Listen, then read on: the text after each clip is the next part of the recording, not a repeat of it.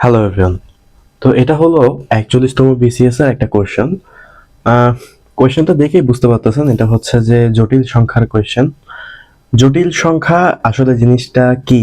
এটা হচ্ছে যে ম্যাথের একটা টার্ম যেখানে রুটের ভিতর যখন মাইনাস চলে আসে তখন সেটাকে ডিফাইন করা হয় জটিল সংখ্যা হিসেবে।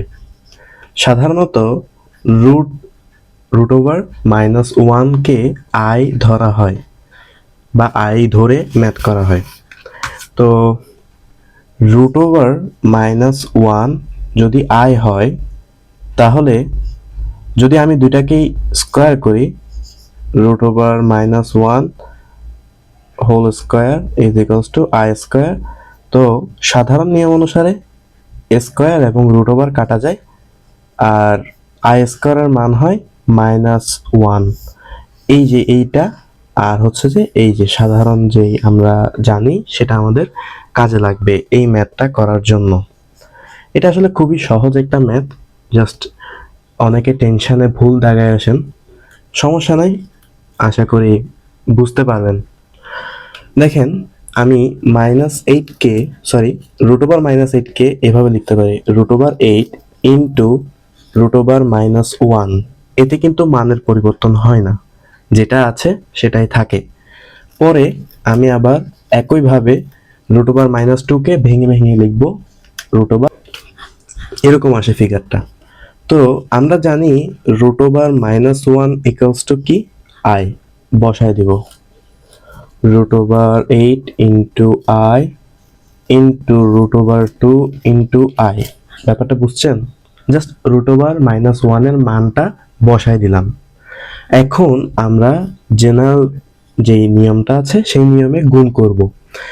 আমি রুট দুইটাকে একটু গুণ করব। রুট দুইটাকে গুণ করলে একটা রুটের ভিতরে দুইটা সংখ্যার গুণ চলে আসে, এটা আপনারা জানেন। এবং আই দুইটাকে যদি আমি গুণ করি, আই দুইটা কিন্তু কিসে আসে? I into I, I into I. এটা বুঝাই হচ্ছে আই ইন্টু আই মানে কি? I square. তা আমি একদম ডিরেক্টলি লিখতেছি যে আই ইন্টু আই সমান আই স্কোয়ার। ঠিক আছে, আশা করি বুঝছেন। এবার আমি এই দুটার গুণফলটা বসাবো এখানে, 16 ইন্টু আই স্কোয়ার। এখন √(16)কে কি লেখা যায়? √(16)কে লেখা যায় 4। √(16)কে লেখা যায় 4। আর আমি যদি আই স্কোয়ারের মান বসাই,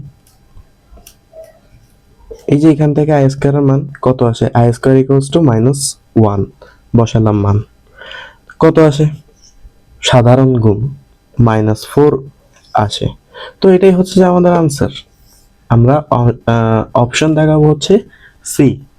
তো অনেকে ভুল একটা কনসেপ্ট নিয়ে প্রথমে এই দুইটাকে একটু আপনি এভাবে গুণ করতে চান, মানে তাড়াহুড়াতে √(-8 ইন্টু -2 ইজ ইকুয়ালস টু মাইনাসে মাইনাসে প্লাস হয়ে যাবে, ওটা 16। সুতরাং √(সমান মান 4। তো অনেকে এটা ভুল করে দাগায় আসতে পারেন। তো যারা দাগায় আসছে তাদেরটা ভুল হয়েছে। আর এটা এমন না যে আপনি জটিল সংখ্যা হিসেবে, মানে এটা যে জটিল সংখ্যার ম্যাথ এটা আপনি জানেনই না, আবার হতেও পারে। যদি জেনে থাকেন তাহলে হয়তো বা তাড়াহুড়াতে ভুল করে আসছেন।